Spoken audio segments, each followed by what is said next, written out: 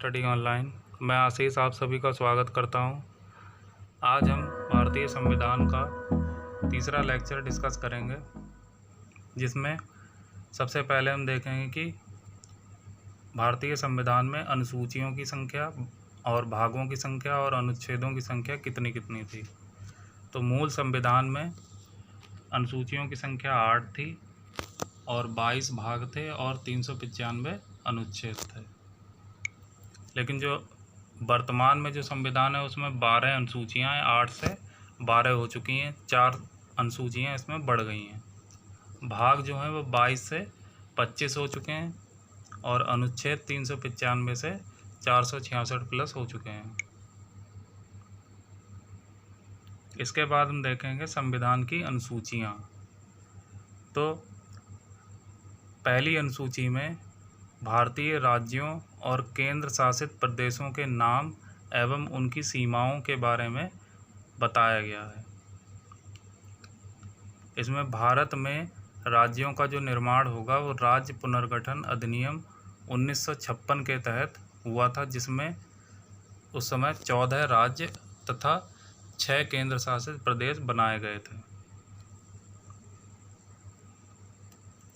उसके बाद अनुसूची 2 में भारत के विभिन्न पदाधिकारियों के वेतन एवं भत्तों के बारे में बताया गया है। तो इसमें कौन कौन से पदाधिकारी शामिल हैं? राष्ट्रपति, उपराष्ट्रपति, राज्यपाल, लोकसभा के अध्यक्ष और उपाध्यक्ष और राज्यसभा के सभापति। इन सभी पदाधिकारियों के वेतन एवं भत्तों के बारे में अनुसूची 2 में बताया गया है। तीसरी अनुसूची में भारत के विभिन्न पदाधिकारियों के शपथ ग्रहण के बारे में बताया गया है। तो यहाँ से एक क्वेश्चन बनता है कि वह पदाधिकारी जिसे शपथ नहीं दिलाई जाती, तो लोकसभा का जो अध्यक्ष होता है उसे शपथ नहीं दिलाई जाती है।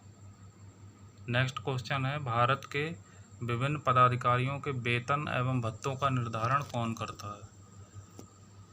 तो विभिन्न पदाधिकारियों के वेतन एवं भत्तों का निर्धारण संसद यानी कि पार्लियामेंट के द्वारा किया जाता है।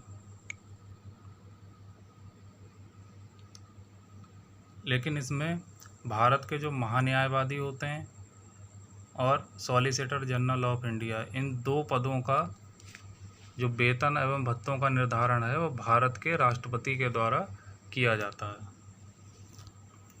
चौथी अनुसूची में राज्यों एवं केंद्र शासित प्रदेशों के लिए राज्यसभा में सीटों का जो आवंटन है उसके बारे में बताया गया है।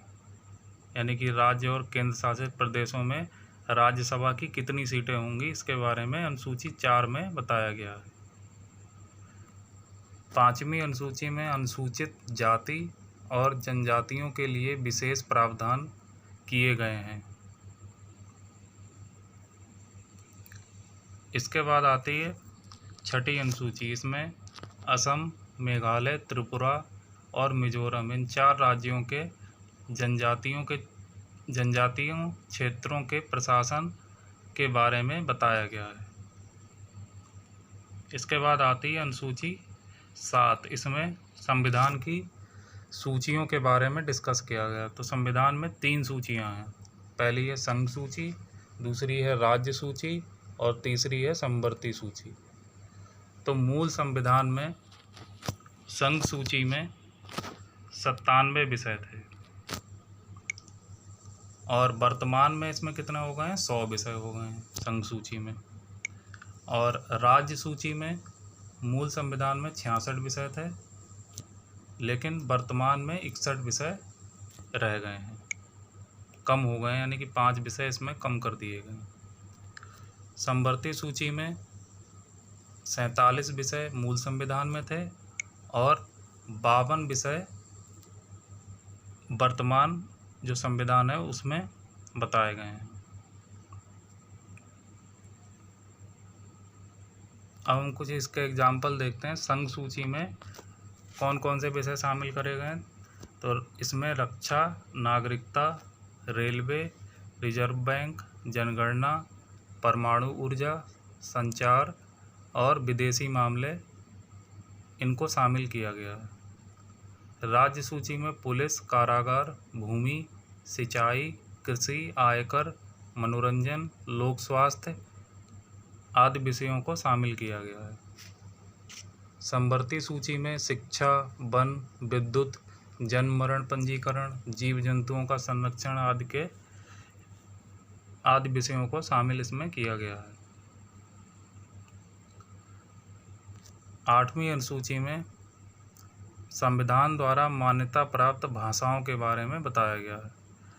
तो हमारा जो मूल संविधान था उसमें जो भाषाओं की संख्या थी वो 14 थी और वर्तमान में इसमें कितनी है भाषाएं? 22, यानी कि 8 भाषाएं इसमें जो है ऐड की गई हैं।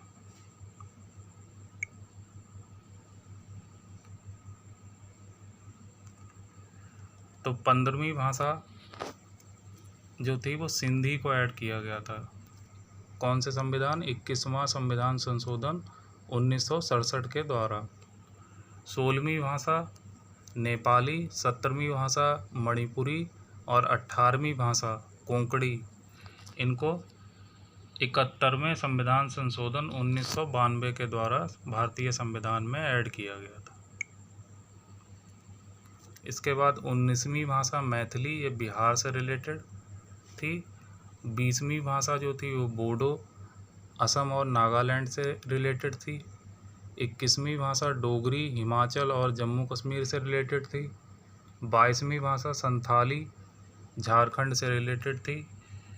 इन भाषाओं को 92 संविधान संशोधन 2003 के द्वारा भारतीय संविधान में ऐड किया गया था। तो मूल संविधान की 14 भाषाएं कौन कौन सी थीं? पहली थी आसामी, दूसरी बंगाली, तीसरी गुजराती, चौथी हिंदी, 5वीं कन्नड़, 6ठी कश्मीरी, 7वीं जो थी मलयालम थी, 8वीं मराठी और जो 9वीं थी वो ओडिया थी, 10वीं पंजाबी, 11वीं संस्कृत, 12वीं तमिल, 13वीं तेलुगु और 14वीं कौन सी थी? उर्दू। अब यहाँ पे एक क्वेश्चन बनता है कि हमारी जो संसद है उसकी भाषा क्या है? उसकी भाषा हिंदी है और न्यायालय की भाषा क्या है? अंग्रेजी।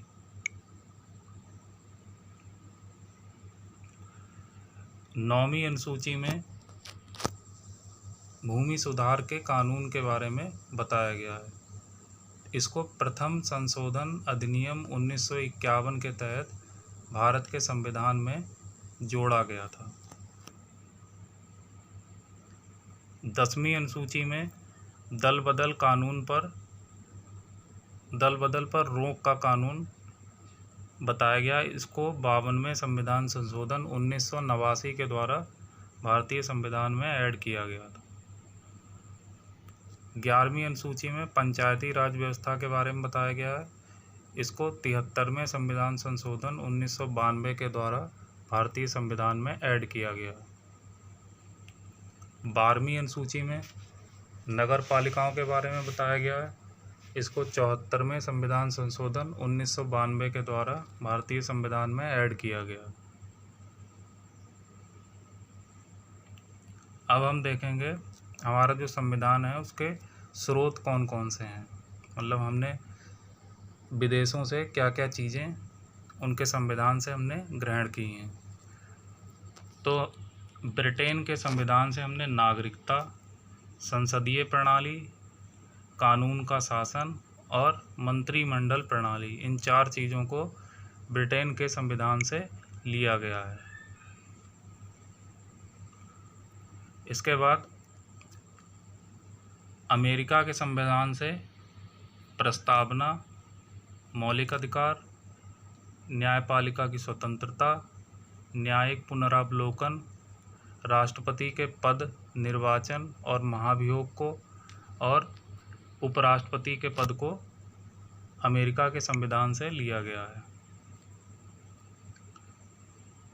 आयरलैंड के संविधान से राज्य के नीति निर्देशक तत्व और राष्ट्रपति के निर्वाचन की विधि और राष्ट्रपति द्वारा राज्यसभा में 12 सदस्यों की नियुक्ति और राष्ट्रपति द्वारा दिए जाने वाले पुरस्कार, इन सभी को आयरलैंड के संविधान से लिया गया है। कनाडा के संविधान से संघात्मक शक्तियाँ, केंद्र व राज्यों के बीच शक्तियों का बंटवारा और गवर्नर की नियुक्ति, इन 3 चीज़ों को कनाडा के संविधान से लिया गया है।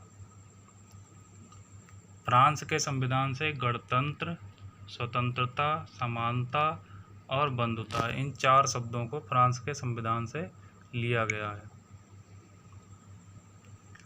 इसके बाद दक्षिण अफ्रीका का जो संविधान है उससे संविधान संशोधन का जो प्रावधान है वो वहाँ से लिया गया है। रूस के संविधान से मौलिक कर्तव्य और राज्यपाल का जो पद है वो रूस के संविधान से लिया गया है। जर्मनी के संविधान से आपातकालीन उपबंध, इमरजेंसी प्रोविजंस को जर्मनी के संविधान से ग्रहण किया गया है। ऐसे ही ऑस्ट्रेलिया के संविधान से समवर्ती सूची, केंद्र व राज्य के बीच संबंध, व्यापार के नियम, राष्ट्रपति द्वारा जो संयुक्त अधिवेशन बुलाया जाता है वो, इन सभी को ऑस्ट्रेलिया के संविधान से लिया गया है। जापान से विधि की प्रक्रिया को ग्रहण किया गया है। और भारत का स्वयं का क्या है, संसद में शून्यकाल का जो समय होता है वो 12 से 13 यानी कि दोपहर के 12 बजे से 1 बजे तक का जो समय होता है उसको शून्यकाल कहा जाता है। और प्रश्नकाल का जो समय होता है वो 11 बजे से 12 बजे तक होता है। तो चलिए आज के लिए इतने रखते हैं।